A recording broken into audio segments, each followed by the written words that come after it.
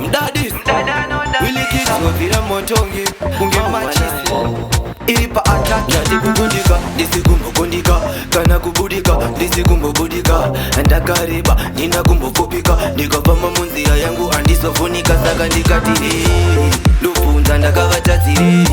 Inini ndakavakanganisiri Kungutipisa, kuda kundishimbisa Nepamwe panenya yadzinongoda kukatiri Lufunza ndakavatatiri Inini ndakavakanganisiri Kungutipisa, kuda kundishimbisa Nepamwe panenya yadzinongoda kukatiri Kuti vanovenga vangani Zvimwe vanosvika kana 1 million Vanotini vaneskiri zvese nepatani Nedumbo renyika kunge DJ Fantani Animbosarenda, ndirgetotipenda Mwari ndovatenda, kwese kwanchaenda Ncharatidza tarenda, atistia umuone pamsika savenda Kana muground rebora chirova matiri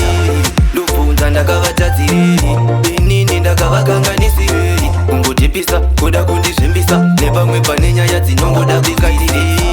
Ndofunza ndakavatadziriri Inini ndakavakanganisiriri Kungotipisa, kuda kundizvimbisa Nepamwe panenya yadzinongoda kuya kuzotamba pabasa Haasi makasa, saka msango sasa Nenge ndiri pagrafti, nonanganisa makomba angu taunge drafti Andibate mushonga zvisi zvewanodrafta Mazisi kuti vandipinze pisi, vandibude isi Ngavasiye izvi, ngavatogonyera pamwe chete sezingisi Handina mushonga wandobata ndamitsi Vanodonza tambo kuti vataure nyambo Ndimbuya mulambo, kana mota haifambe pasina mukambo Apa pane kamufambo, vanopedzwa bhora pada kupedzwa mutambo Ndikatiri,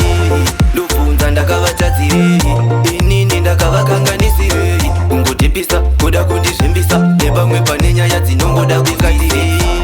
Ndofunza ndakavatadziriri Inini ndakavakanganisiriri Kungotipisa, kuda kundizvimbisa Nepamwe panenya yadzinongoda kukatiri Kuti vanovenga vangani Zvimwe vanosvika kana 1 million Vanotini vaneskiri zvese nepatani Nedumbo renyika kunge DJ Fantani Animbosarenda, ndirgetotipenda